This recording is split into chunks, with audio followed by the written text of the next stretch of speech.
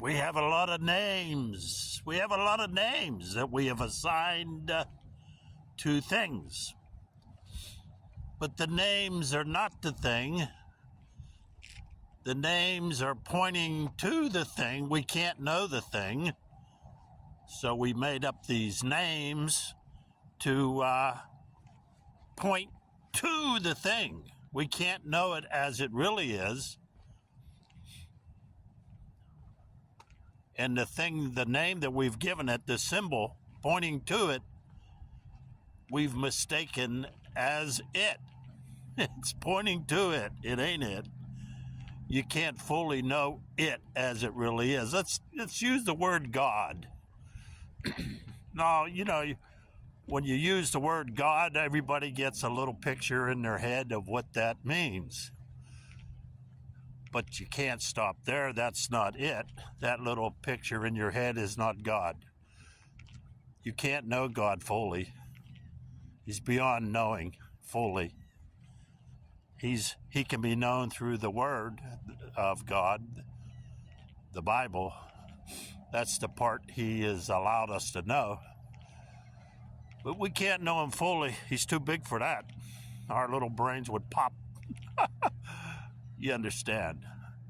He's called the Supreme Being, the Absolute, the Sovereign, the Absolute. I like that name. He's absolutely here. He is absolutely real. Whether you believe it or not doesn't change that at all. So He is the absolute. Now that word absolute, there are also things He's given us in His Word that are absolute truths. And when we live against those absolute truths, we suffer the consequences because they are absolutely right. And if we're not living accordingly, we're absolutely going to suffer the consequences of being in error. Some call it sin. A lot of names for a lot of things, you understand. But the experience is what you're going to experience. Sin has its own punishment. When you get drunk, you have a hangover. When you drive drunk, you get in a wreck and some people get killed.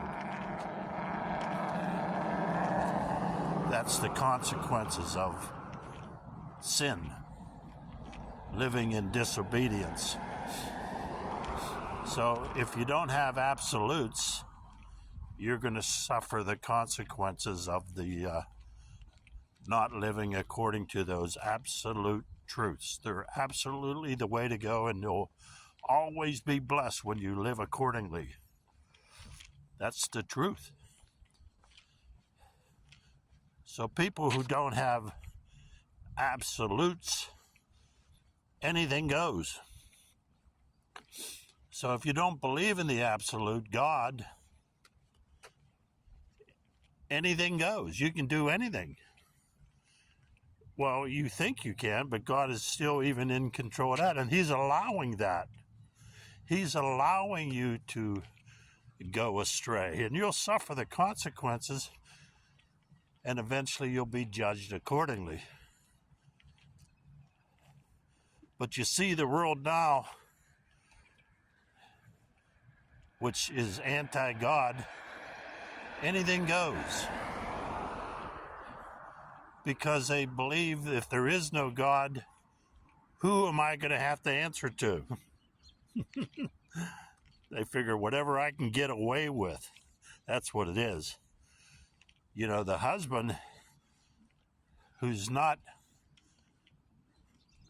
a believer in the absolute God, who's not given his life to Christ, the only reason he's afraid of getting caught cheating on his wife is she'll probably leave him. So he's afraid of those consequences only. He doesn't believe that God's involved because he don't believe in God. So when you don't believe in an absolute God, anything goes. You don't feel that you're eventually going to have to be judged for anything you do. So most people who don't believe in God, they're living according to consequences here on earth. If I break into a home, I might get shot. That's the consequences. If I rob a bank, I might get caught and go to jail, or I might get shot. So people who don't believe in God are worried about worldly consequences, and thank God we have law and order here on the earth. And you can see that eroding. It's really getting to the point now that we don't even have that. Anything goes. We started out believing in the absolute God. That is to the point now that promiscuous behavior is okay.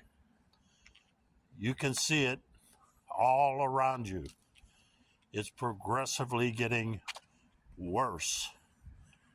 It will get so bad that, like in the days of Noah, sin abounded.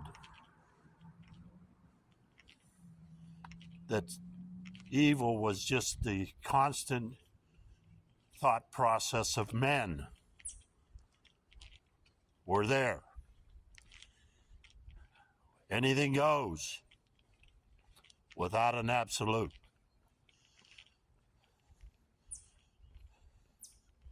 Keep looking up. Soon. Yes, very soon we're going home.